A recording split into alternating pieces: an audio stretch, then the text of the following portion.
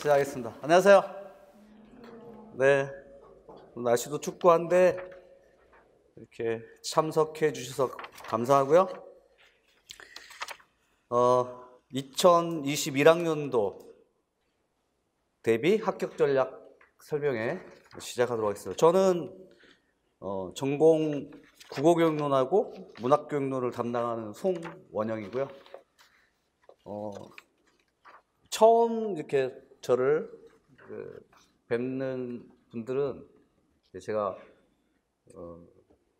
그동안 어떤 일을 했었고 어떤 강의를 맡아서 진행을 했었는지 잘 몰라서 잠깐만 이제 양력을 좀 소개하자면 2009년도부터 일단 임용 강의를 시작했어요. 그때가 이제 객관식 첫 해 바뀔 때부터 학부는 국문학과를 나오고 고대 교육대학원에서 그 이광규 교수님 그 위원장으로 석사를 받았고요. 제가 그 석사 받은 건 10년 동안 다녔어요. 중단하는 그 중퇴를 해버렸어요. 대학원을 등록금 안 내가지고요.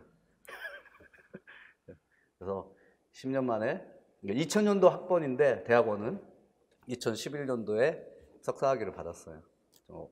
그래서 지도교수가 바뀌었어요. 그 전에 노명환 교수님이 계셨는데 10년 만에 가보니까 바뀌셨고, 그 다음에 그 10년 전에 제 그 대학원 동기였던 분이 유학 갔다가 교수님으로 부임하셨어요. 그래서 제 논문에 부심사위원으로 참여해 주시더라고요.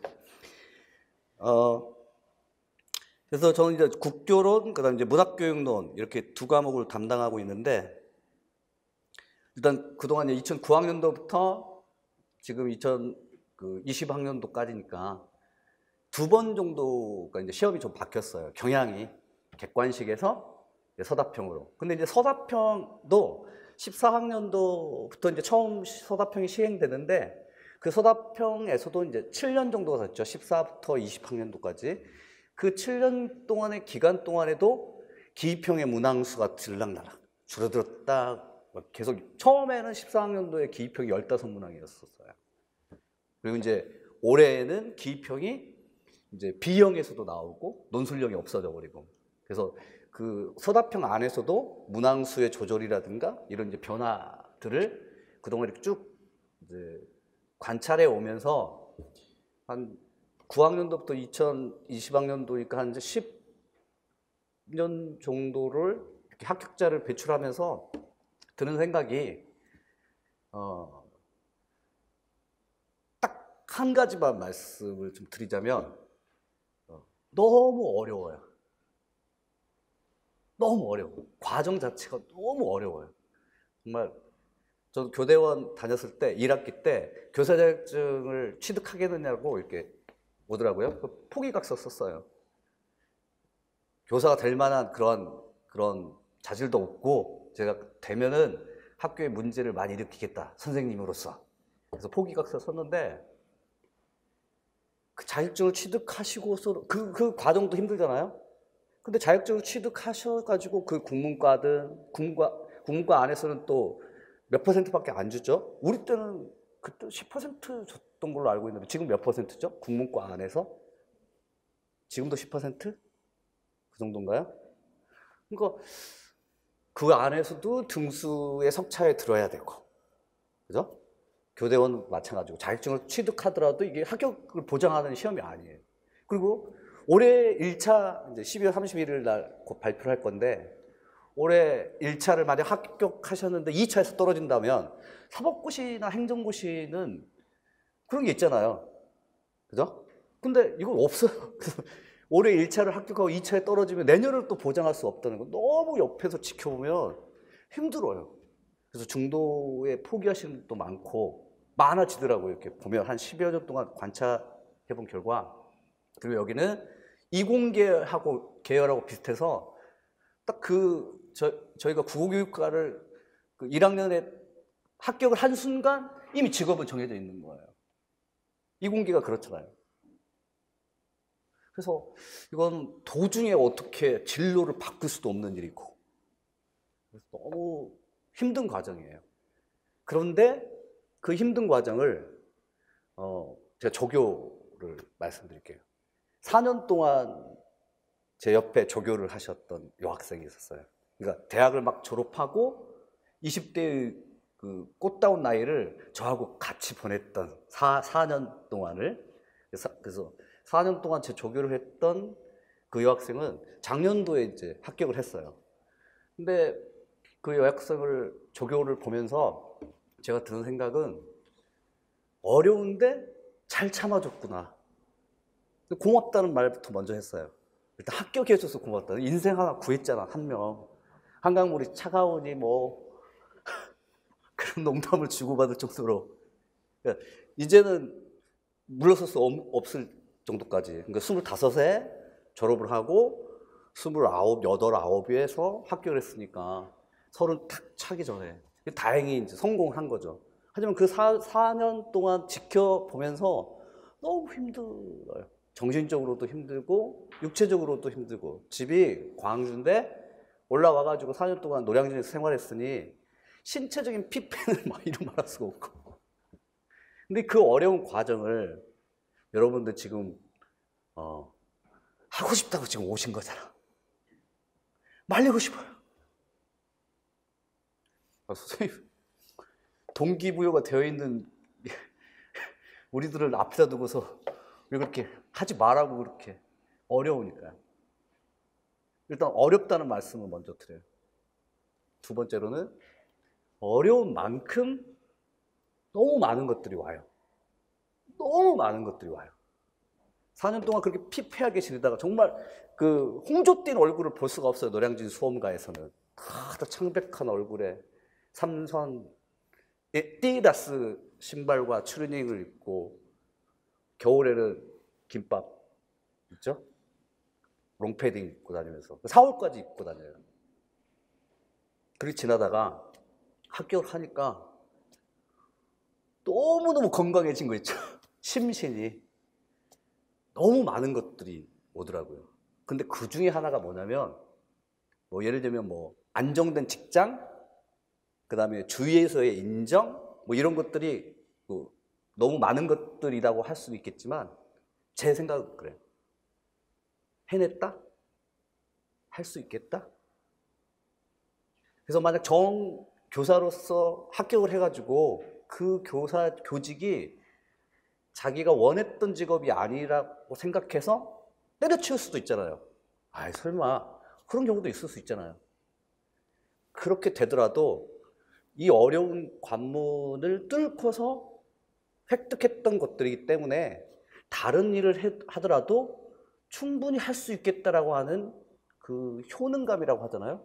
결과에 대한 기대, 또 능력에 대한 기대, 그런 것들이 크더라고요. 그래서 그분은 전라북도에 합격을 해가지고 전주 지역으로 발령났는데, 그 전주 지역에서 아주 그냥 말 많고 탈 많은 그런 학교에 근무를 배정을 받아가지고 중3을 맡아가지고 너무 힘들어해. 그래가지고 이분이 6월 달에 나 시험 다시 보겠다고 했어요. 그러라고 했어요.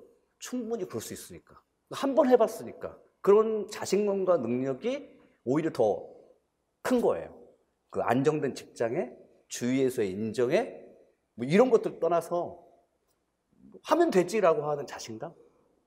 그래서 여러분들이 지금 이 자리에 오셔서 한번 해볼까? 라고 생각되는 이 한번 해볼까는 너무 어려운 과정이라는 거, 이거 명심하시되, 하지만 이것을 뚫어내면 얻는 것은 내 자신이에요. 내 자신. 내 자신을 발견하게 될 거예요. 건강한 내 자신, 긍정적인 내 자신. 지금은 무섭고 두렵고 떨리는 그런 과정이 있겠지만, 이런 말씀을 드리고 싶고요. 두 가지만 말씀을 드릴게요. 첫 번째로는 이번 2020학년도 시험 혹시 치르신 분이 있나요? 오케이, 손 내리시고. 시험을 치르고 나서 제가 들어서 유선으로 이렇게 들었던 정보에 의하면, 시험이 이제 막 끝나고 나서 쉬웠느냐 어려웠느냐를 물어보잖아요. 대부분의 학생들이 그 반응이 할만했다, 예, 익히 문제를 보고 그 정도 할 만했구나라고 이제 생각을 들었어요. 나중에 교육과정 평가원에 오후 한 3시 이후에 이제 문제가 올라왔기 때문에. 근데 그 반응 중에 한 반응이 뭐였냐면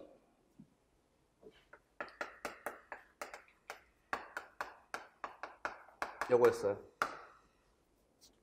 뭐냐면 내가 이런 시험을 보려고 그동안 이렇게 공부했던가. 그게 무슨 말이냐면 시험이 좀 어렵게 나와가지고 내가 공부를 좀 많이 한 것에 능력을, 지식을 막 쏟아 부었으면 모르겠는데 시험이 그렇게 공부하지 않아도 그래도 쓸 수 있을 정도의 시험으로 나왔단 말이에요. 난이도가 그러니까 체감의 난이도가 그렇게 조금은 좀 뭐랄까 할만하게 나왔단 말이에요. 그러자 공부를 아마 많이 하셨던 분의 넋두리나 푸념 같아요.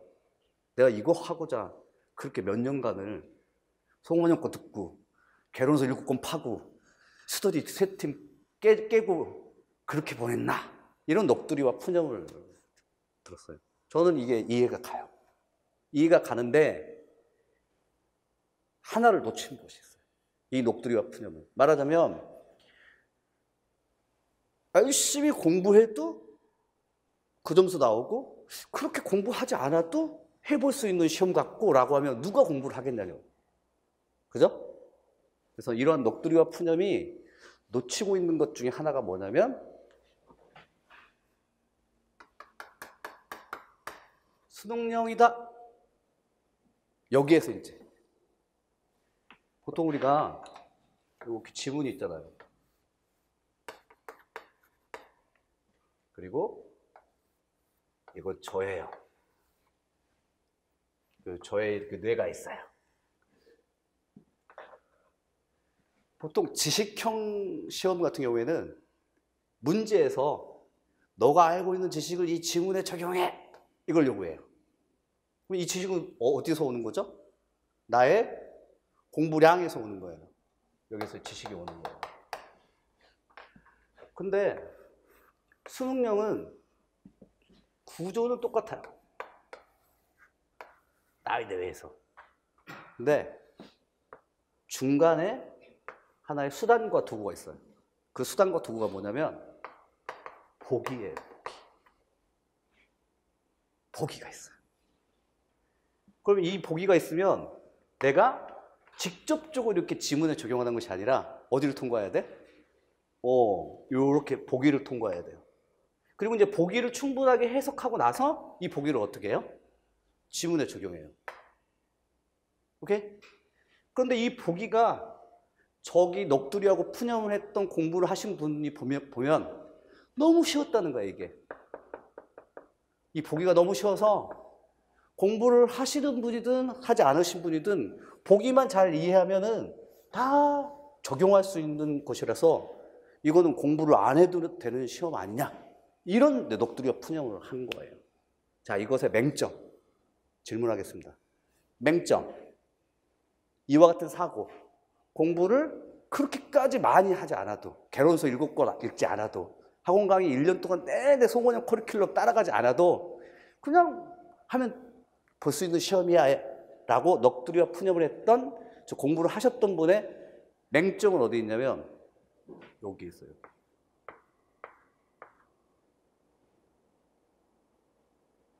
과연 공부를 하지 않았다면 보기를 이해할 수 있었을까?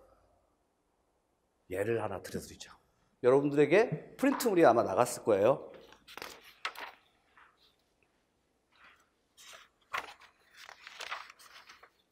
문학에서 한번 예를 들어드릴까요? 문학은 좀 여러분들이 쉽게 접할 수 있으니까 프린트물 3쪽 부분에 있는 15학년도 비영서술형 문제라고 있어요.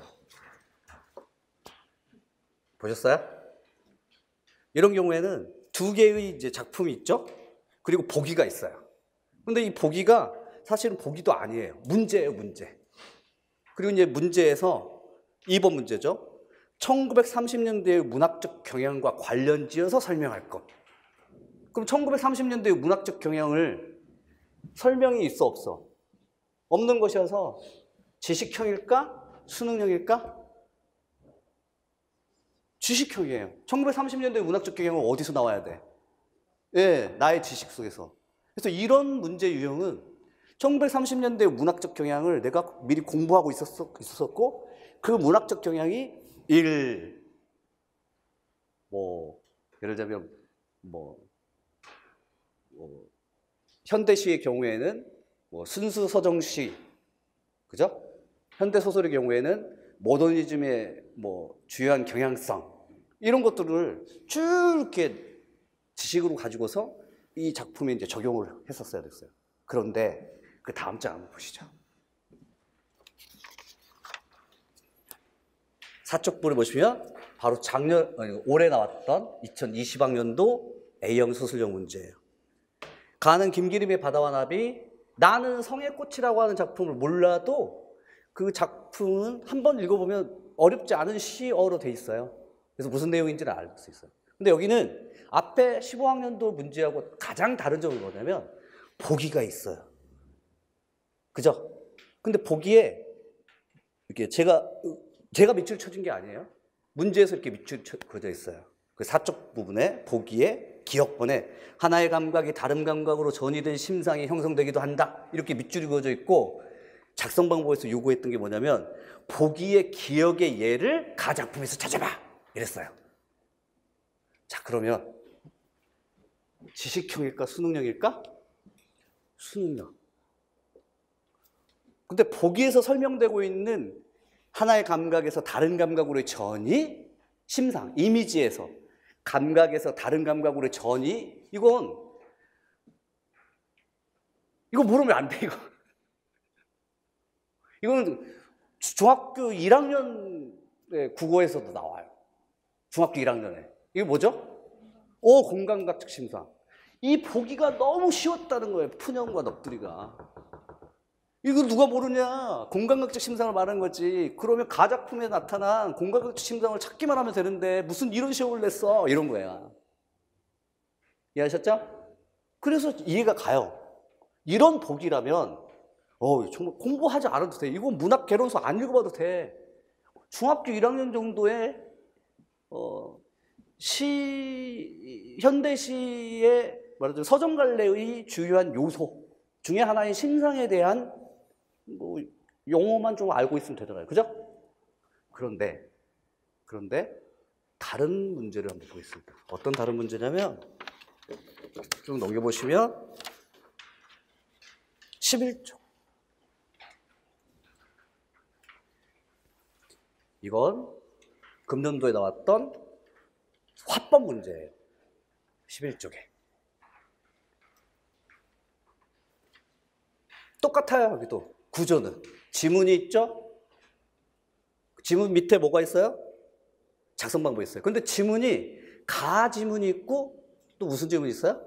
나 지문이 있어요. 근데 가 지문은 이렇게 이태영 변호사의 언어 교양학 강연이라고 하는 발표문이었고, 나 지문은 이것은 이론서, 그러니까 개론서의 일부분을 이렇게 가지고 온 듯한 느낌이 들어요.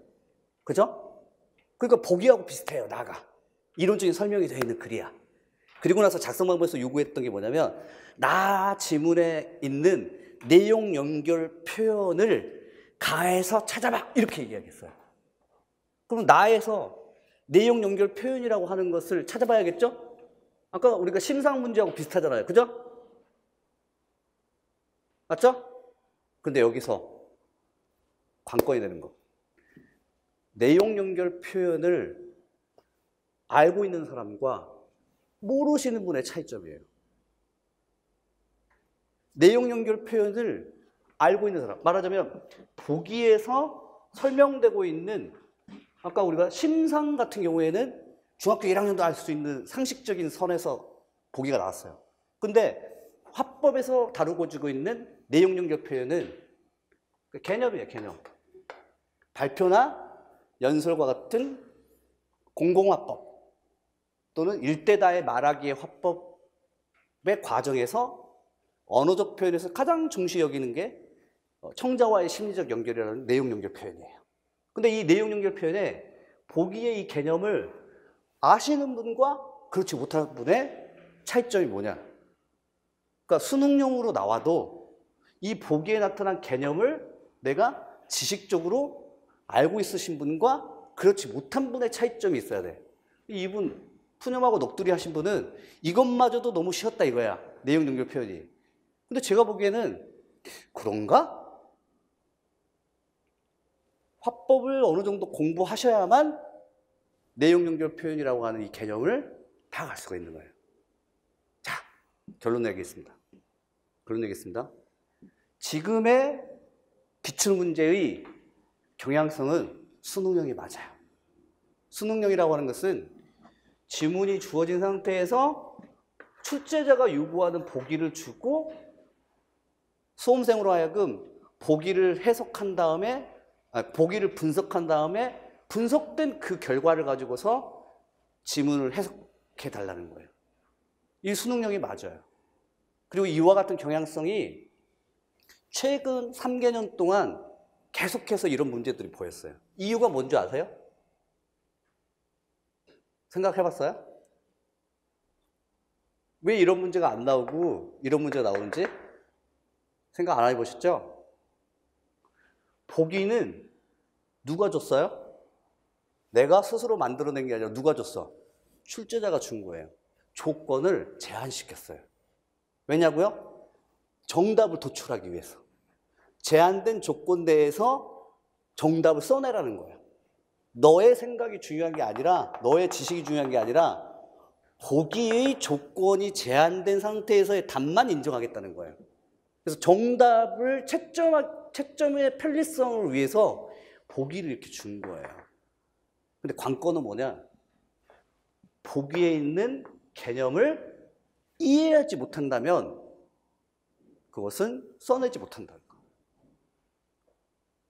결론. 아무리 수능형이라도 주요하고 핵심적인 개념들은 파악하고 있어야 합니다. 그리고 그와 같은 개념에 대한 이해가 필요하다. 물론 핵심적이고 중요한 개념들을 이해하기 위해서라도 전제가 되어야 해요. 그게 뭐냐? 당연히 암기가. 내용 연결 표현이 뭐야? 암기가 돼야 돼요. 내용 연결 표현이란 공공화법이나 공적인 화법의 일대다에 말하기 위해서 발표나 연설과 같은 이런 식으로. 그럼 개념에 대한 숙지가 있어야 되고 이해를 동반해야 한다. 이게 첫 번째. 이해했어요? 오케이? 그 다음에 이제 두 번째. 두 번째는 이것도 이제 이야기를 드려드릴게요. 저는 합격자 설명회 같은 걸 안 해요. 예, 그동안 10년 동안 배출했던 합격자들이 많을 거 아니에요. 예, 그분들이 스스로 한다고 하더라도 또 학원 측에서 합격자 설명회 열어달라고 요구를 하더라도 안 한다고 제가 정중히 사양을 했어요. 일단 선을 넘은 거야. 무슨 말이냐면 최종 합격까지 가신 분들 있잖아요. 그러니까 이제 뭐 내일 모레 이제 연수원을 곧 가기 전에 선생님한테 뭐 합격에 감사의 말씀을 드리고 싶고요 하고 찾아와가지고 그럼 그래 이왕 찾아온 김에 설명회 좀 해줘라고 이제 할 수도 있는데 그분들은 뭐냐면 공무원이에요. 최종 합격된 그 순간 공무원이에요. 공무원이신 분을 사교육의 장에 불러들 수가 없는 거예요. 개인적인 도움을 줄 수가 있어요. 예를 들자면 제가 필요한 뭐가 있다면 자료 좀 달라. 이번에 뭐 연수 자료로 거꾸로 학습에 대한 좋은 자료가 있으면 좀 나한테 달라. 그렇게 요구를 할 수 있지만 그런 도움을 줄 수 있지만 그분들이 내세우는 거 저 좋아하지 않아요. 개인적으로요. 개인적으로. 제 생각은. 그래서 선을 넘은 거예요. 저는. 근데 이제 이번에 그 4년 동안 제 조교를 했던 그분이 학교 설명회 열어달라고 자기가 와가지고 어떻게 공부했는지 막 이야기해주겠다고. 웃기지 말고 열심히 애들 가르쳐. 합격을 하면 노량진을 잊어야 돼. 만약에 노량진이 생각나면 그건 좀 이상한 거야. 자신이 가야 할 그 공간이 여기가 아니고 저긴데 여전히 여기 있다니. 그죠? 거기에 관심을 두고 거기에서 사야 돼. 다만 이제 그분이 유선상으로 저하고 이제 통화를 하면서 꼭 해주고 싶은, 그다음에 합격자 수기는 쓰지는 않았지만, 만약에 그분은 그 대학 후배들한테 그 교수님으로부터 이렇게 초빙은 아니지만 와가지고 대학 후배들한테는 그와 같은 설명회에 참석을 했다고 하더라고요. 그때 그 후배들에게 설명한 것 중에 하나가, 그 하나의 팁을 꼭 학생들한테 전해달라고 말했어요. 그게 뭐냐? 너무 쉬운 거. 말도 안 되게 상식적인 거.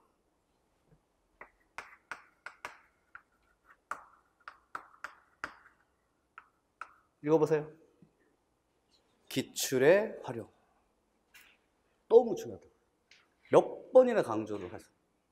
이 기출의 활용은 사실 뭐 제가 뭐 말씀드리지 않아도 여러분들 충분히 아실 거예요. 그런데 여기에도 문제가 있어요. 어떤 문제가 있느냐? 우리가 보통 기출 문제를 본다라고 하면 뭐 어떤 식으로 기출 문제를 보냐면, 먼저 이제 강사, 저를 포함한 학원 강사의 기출 교재를 아마 보게 될 거예요. 그러면 그 강사의 교재는 다 뭐가 있어? 모범 답안이나 예시 답안이 있을 거 아니에요. 이와 같은 형태의 답안을 확인하는 식으로 기출을 활용해서는 안 된다라고 꼭 단서를 달라고 했어요. 스스로라도 백지 상태에서 문제만 보고 이 문제에서 요구하는 조건대로 내가 무엇인가를 짜낼 수 있는가를 계속 구하라고 했어요. 특히나 최근 3개년 동안 지속되어 온 이 수능형식의 문제들은 보기에 개념이 어렵지가 않다면 여러분들 지금이라도 그 문제들을 풀 수는 있어요. 근데 그게 중요해요. 그게. 한 번 보고, 두 번 보고, 세 번 보고 하는 거예요. 그런 동안 여러분들은 계속해서 이제 제 수업을 듣는 다음에 제 수업을 따라오는 것이고, 또 스터디 팀 내에서 어떤 스터디를 하면서도 계속해서 지식이 쌓여갈 거 아니에요? 그렇게 지식이 쌓여감에 따라서 반복되게 기출문제를 봄으로써 기출문제를 보는 관점, 자기만의 시각, 관점, 접근 방식, 이런 것들이 생길 거란 말이에요. 이것들이 소중하다. 그러니까 좀 우스운 이야기이긴 한데 임용시험을 치르고 난 이후에 다시 재도전하잖아요. 재수나 N수를 하잖아요. 그럼 보통 우리가 수능시험을 치르고 난 다음에 재수나 N수를 했을 때는 결과물을 가지고서 하죠. 자신의 성적을 알아 몰라. 알죠? 어느 부분에서 틀렸는지가 확인 가능해, 안 가능해? 가능해. 어느 부분에서 틀렸는지 점수도 가능하고 석자까지 가능해. 근데 그것이 중요한 거예요. 왜냐하면 나의 강점과 나의 약점을 알기 때문에. 근데 이명은 시험을 치르고 난 다음에 내가 떨어졌어. 그래서 N수를 하고 나 재수를 해. 근데 나의 강점과 약점을 파악할 수 있어요, 없어요? 없어요. 정말 이상한 시험이에요. 답을 모르니까 이걸 맞았는지, 이거 틀렸는지, 어디에서 내가 이거 약점이어서, 그래서 이제 뭐 떠도는 그러한 답안을 비교해가지고 내가 좀 덜 썼구나, 잘못 썼구나, 요 정도지 확실하게 나의 강점과 약점을 파악하는 건 아니에요. 그래서 정답이 없으니까 정답 자체가 중요한 게 아니라 그 답을 도출해내는 사고 과정이 중요한 거예요. 기출문제를 그렇게 보는 거예요. 만약에 스터디를 하신다면 기출 스터디를 하세요. 그리고 기출 스터디를 하더라도 강사의 교재는 참조사항일 뿐 여러분들 스스로 답을 계속해서 도출해내야 돼요. 그리고 한 번만 기출문제를 볼 것이 아니라 여러 번에 걸쳐서 반복적으로 보셔야 돼요. 이해했습니까? 그래서 그분은 기출교재를 물론 사서 가지고 있지만 따로 연도별로 프린트를 해요. 프린트를 해서 편집을 좀 해요.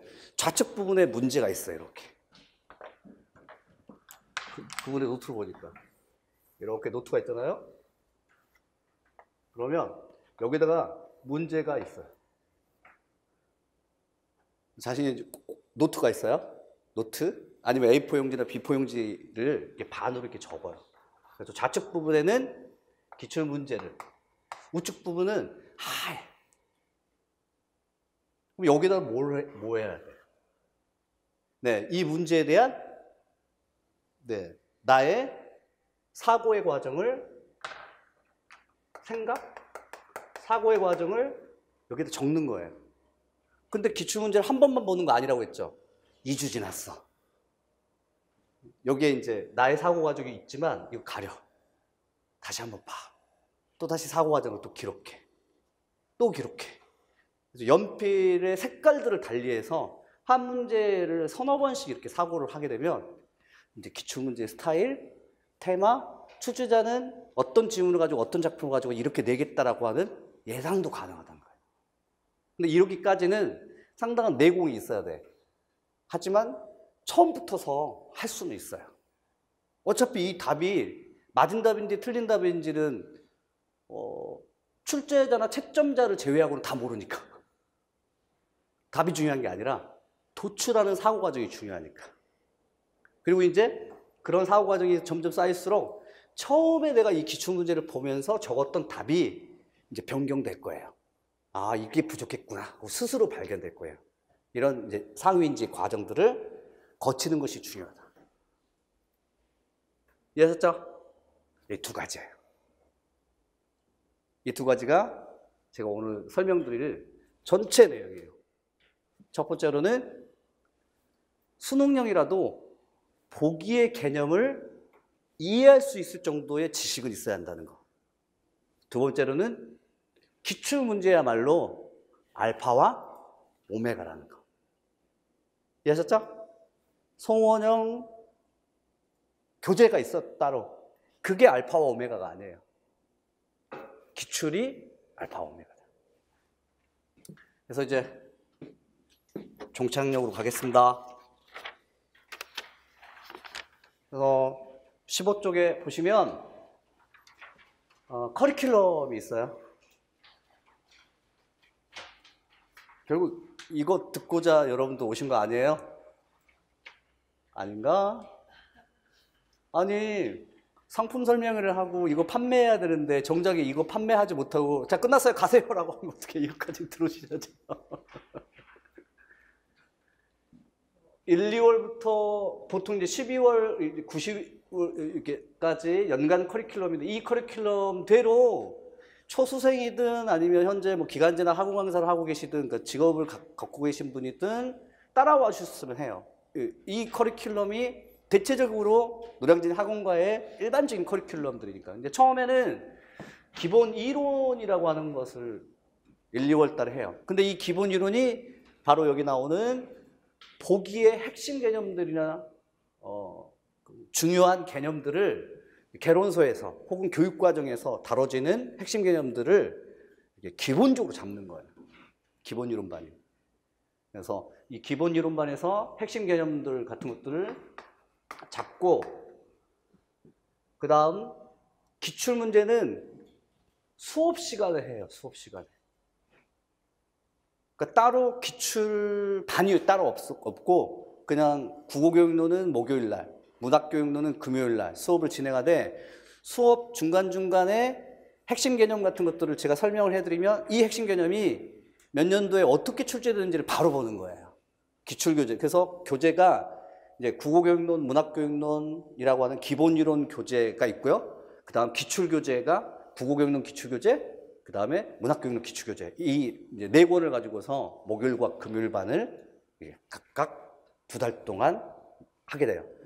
물론 국어교육론과 문학교육론을 기출을 2달 동안 끝낼 수는 없어요. 그러니까 중요한 기출문제만을 이제 보게 되는 거니까. 근데 나머지 기출들은 다 여러분들이 5월, 6월까지 이제 수업을 또 3, 4월 수업이 또 교육과정 수업이 있고 그다음에 5, 6월 교과서반 수업이 있을 때도 여전히 기출교재는 한 번 사게 되면 1년 동안 쭉 제가 수업 시간에 계속 그것을 꺼내서 이렇게 같이 보고 할 거예요.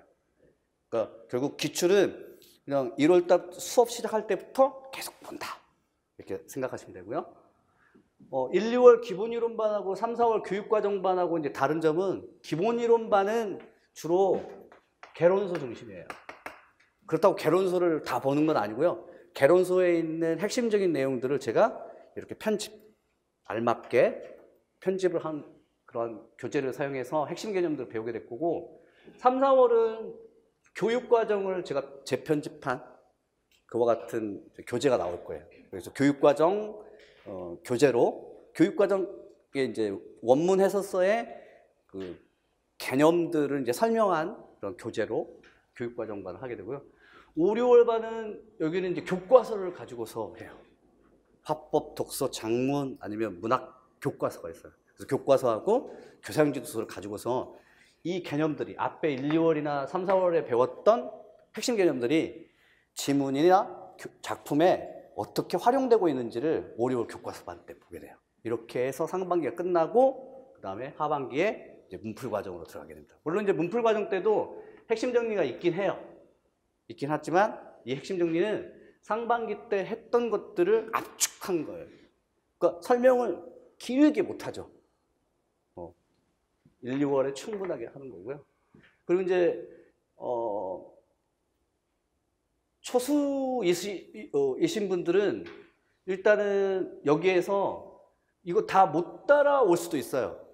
시간도 없고. 왜냐하면 교생 실습을 한 3, 4월이나 5월 사이에 나가기 때문에 이걸 인강으로 한다고 하더라도 어느 하나는 못 듣게 돼 있어요. 그런 경우에는 1, 2월 달은 반드시 3, 4월 달은 필수적으로 듣되 교과서반은 초수인 경우에는 건너뛸 수는 있습니다. 건너뛸 수는 있어요. 재수나 한 번 공부하셨어. 그리고 N수이신 분들은 기본이론반을 건너뛸 수는 있어요. 근데 교육과정반과 교과서반은 필수적으로 하셔야 돼요. 이유는 뭐냐면 한 번 공부하셨던 분들은 이론적인 정리는 아마 어느 정도는 돼 있어요. 어떤 개념들이 활용되고 있다는 것을 알아. 근데 문제는 지문에 적용하거나 작품에 적용하는 것들이 구체적이지 못해. 그래서 이거 건너뛰면 안 돼요. 교과서반은. 그래서 특히 이제 문학 같은 경우에는 3, 4, 5, 6월이 교과서 및 수능 작품을 분석하는 것이어서 우리가 아까 심상 같은 경우가 나오면 이런 개념들을 작품에 막 적용하면서 교과서의 학습 활동이 어떻게 이루어지는지를 이제 확인하는 과정으로 되어 있습니다. 그래서 각자의 상황에 따라서 여러분들 쭉 이렇게 저의 커리큘럼대로 따라오시든지 아니면 중간중간마다 여러분들 상황에 맞춰서 선택하는 거 있을 수 있다. 이렇게 말씀드리고 싶습니다. 그리고 테마 특강으로는 이제 정규 과정이 목요일하고 금요일 날이고 테마 특강은 이제 일요일이라든가 아니면 수요일이라든가 이렇게 하루 정도를 정해서 이와 같은 7개년 기출 특강이라든가 핵심 개념 특강을 하게 될 거예요. 이 테마 특강은 이제 정규 과정에 따라오는 서비스라고 보시면 돼요. 서비스로 제공되는 거. 네, 이 정도가 커리큘럼이고요. 일단 제가 설명은 다 마쳤어요. 다 마쳤고요. 네, 한 가지만 여러분들에게 좀 말씀드리자면 처음에 제가 이 과정이 너무 어렵다는 거, 너무 겁을 많이 줬나? 하지만 이 어려운 과정을 이겨내면 아마도 여러분들이 가지고 있는 잠재적인 능력 혹은 역량 이런 것들을 새로 발견하게 되는 인생의 터닝 포인트가 될 것이다. 그래서 합격이 경제적 어떤 물질적 보상을 주긴 하지만 그것이 전부는 아니다. 이렇게 말씀을 드릴 수 있습니다. 그리고 저는 평가자도 아니고 점검자도 아니고 출제자도 아니고 채점자도 아니에요. 저는 일개 학원 강사예요. 그래서 여러분들이 이렇게 기출 문제를 충분하게 분석할 수 있을 정도의 능력으로 올라갈 수 있도록 일종의 스캐폴딩, 그 정도 역할을 수행한다. 촉진자 혹은 지지대, 그런 역할을 수행하는 또는 안내자, 로서의 역할을 수행하는 강사라고 이렇게 보시고 언제든지 혹시 이제 여러분들 궁금하신 점이 있거나 그러면 저한테 연락을 주시면 제가 상담을 좀 해드리도록 하겠습니다. 개인적으로 저한테 연락을 하셔도 돼요. 저는 핸드폰 공개합니다. 문자 주시거나 전화해 주시면 아침, 점심 때는 잘 못 받습니다. 왜냐하면 잠자요. 네, 좀 야행성이라. 새벽은 언제든지 환영입니다. 밤하고요. 그리고 한번 이제 여러분들이 제 강의를 선택하시면 믿고 따라와 주시면 열심히 또 해보겠습니다. 감사합니다.